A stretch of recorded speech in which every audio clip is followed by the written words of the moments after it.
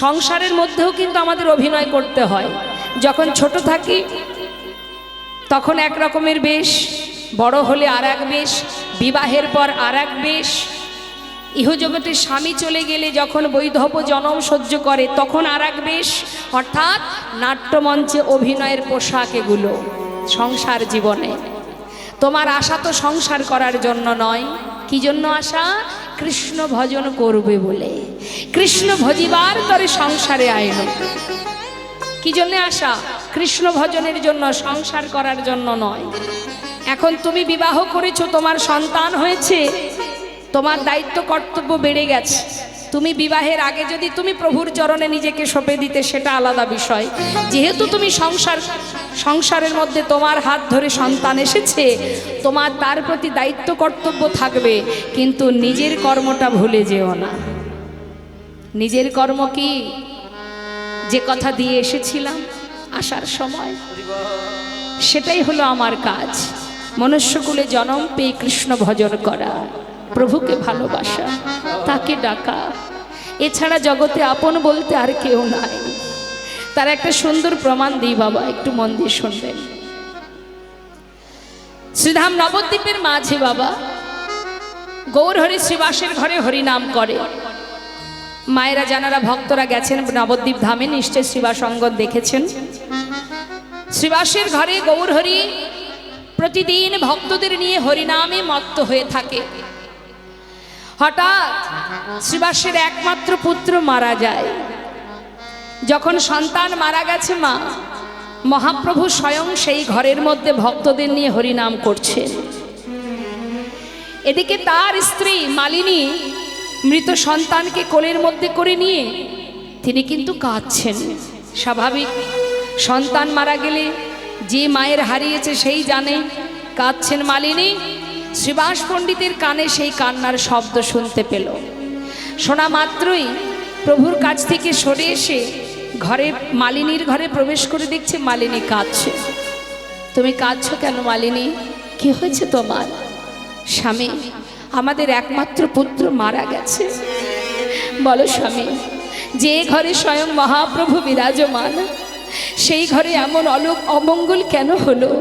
এমন অঘটন কেন ঘটলো?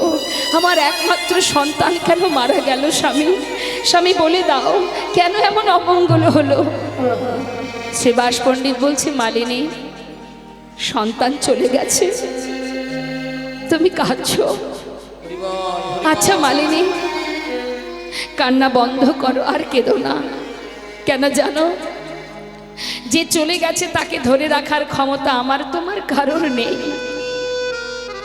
কিন্তু আনন্দের বিষয় কি জানো মালিনী? আমার সন্তান যখন শেষ নিঃশ্বাস ত্যাগ করেছে, সেই সময় স্বয়ং প্রভু আমারই ঘরে হরিনাম করছে। প্রভুর বদনে নাম শুনতে শুনতে প্রাণ ত্যাগ করেছে। এর মতো আনন্দ সৌভাগ্য আমার পুত্রের মতো এমন আর কার ভাগ্যে আছে বলো?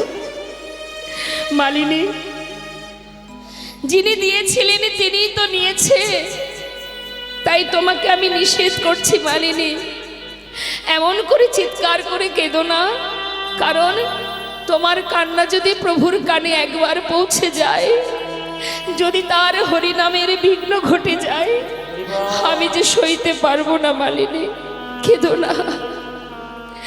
মালিনী স্বামীর কথা লঙ্ঘন করতে পারলেন না। ঘরের কোণে বসে বসে চিৎকার করে না কেঁদে ফুপিয়ে ফুপিয়ে কাঁদছে, পাছে যাতে প্রভুর কানে না পৌঁছায়।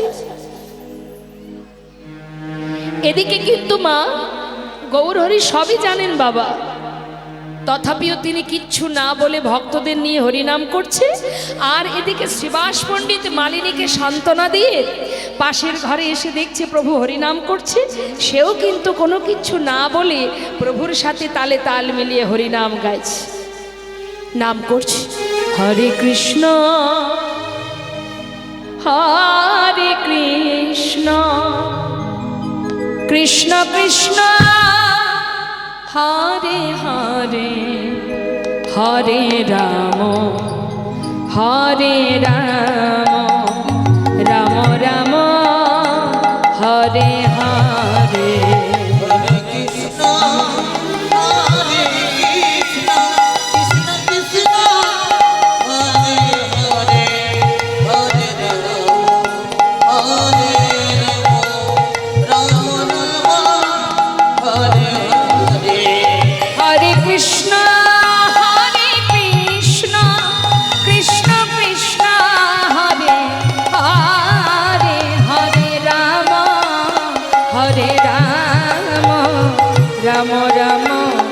হরে হরে কৃষ্ণ হরে কৃষ্ণ কৃষ্ণ কৃষ্ণ হরে হরে হরে রাম হরে রাম হরে কৃষ্ণ হরে কৃষ্ণ কৃষ্ণ কৃষ্ণ হরে হরে হরে রাম রাম রাম হরে হরে হরে কৃষ্ণ হরে কৃষ্ণ কৃষ্ণ কৃষ্ণ হরে হরে হরে গৌরহরি ভক্তকে পরীক্ষা করছে। শ্রীবাস বলো দয়াময়, তোমার ঘরে হরিনাম করছি ঠিকই, কিন্তু আজ আমি কেন আনন্দ পাচ্ছি না? শ্রীবাস বলতে পারো কেন আমি আনন্দ পাচ্ছি না? দয়াময় কেন, কি হয়েছে তোমার? কেন তুমি আনন্দ পাচ্ছ না আমাকে বলো। জানি না শ্রীবাস, আমি হরিনাম করে কোনো সুখই পাচ্ছি না। আচ্ছা শ্রীবাস, একটা কথা জিজ্ঞাসা করব, বলো প্রভু, তোমার ঘরে কি কোনো অমঙ্গল ঘটেছে? শ্রীবাস পণ্ডিত বলছে, দয়াময় আমার ঘরে, যার ঘরে মঙ্গলময় হরি ভক্তগণকে সঙ্গে লয়ে হরি নাম করে, তার ঘরে কি অমঙ্গল হতে পারে?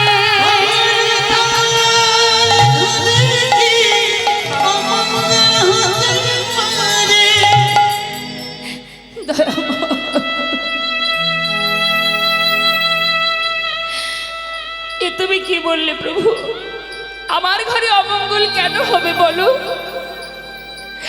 স্বয়ং তুমি আছো আমার ঘরে, আমার ঘরে অমঙ্গল কিছু হয়নি দয়াময়।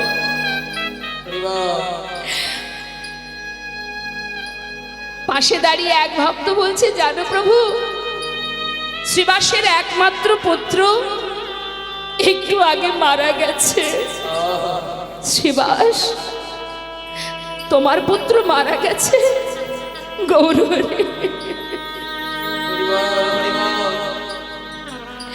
এ তুমি কি বললে প্রভু? আমার পুত্র? না না, আমার কেন হবে বলো? সে তো তুমিই দিয়েছিলে। ও দয়াময়, এ জগতে তুমি ছাড়া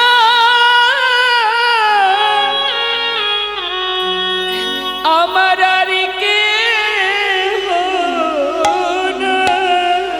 এই জগতে তুমি ছাড়া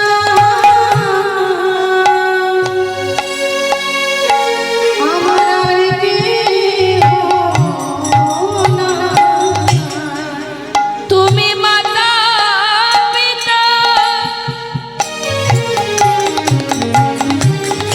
তুমি আমার পুত্র স্বামী,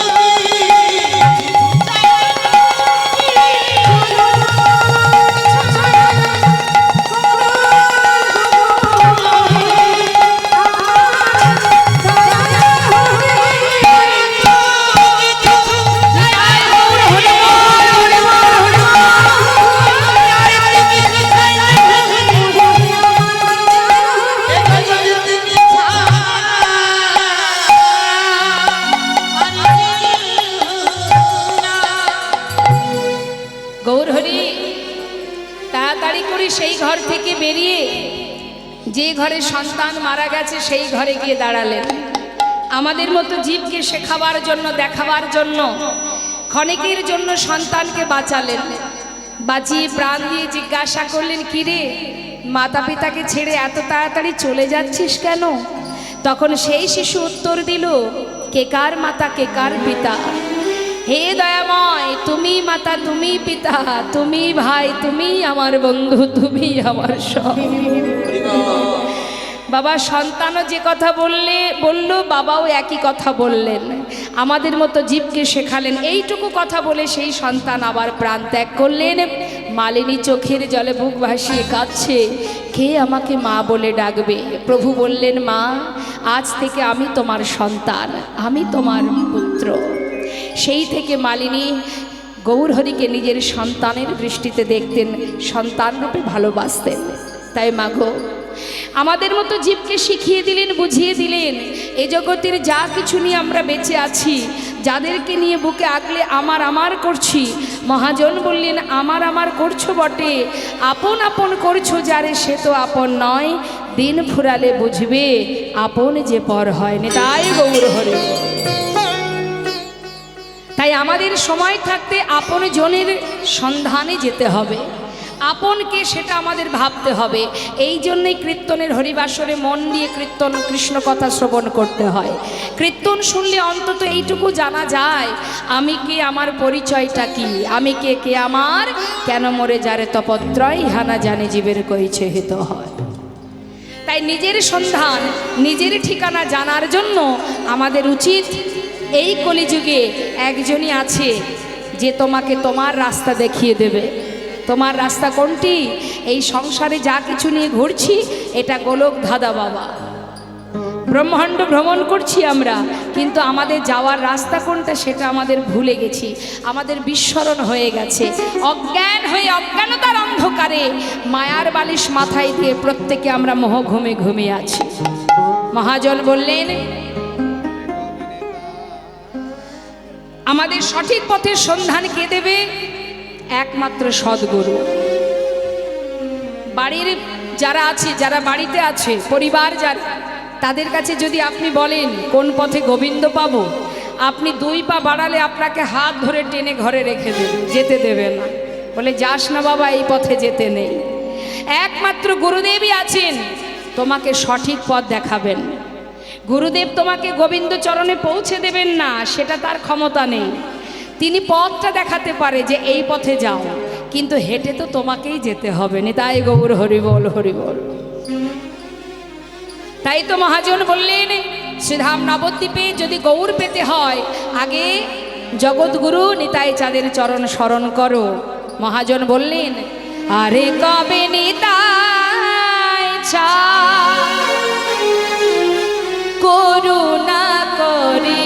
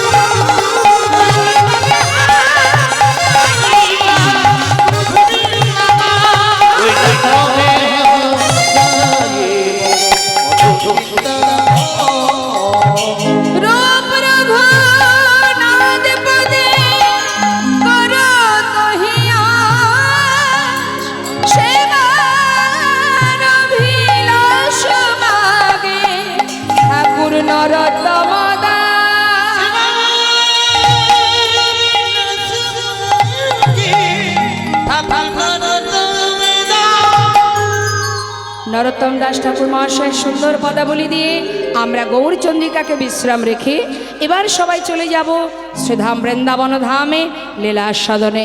চলুন যাই শ্রীধাম বৃন্দাবন, একবার সবাই মিলে উলুধ্বনি হরিধ্বনি করে। মায়েদের উলুধ্বনি জানা আছে তো? ওই একবার শোনান দেখি। বাহ, নিতাই গৌর হরিবল হরিবল। এই তো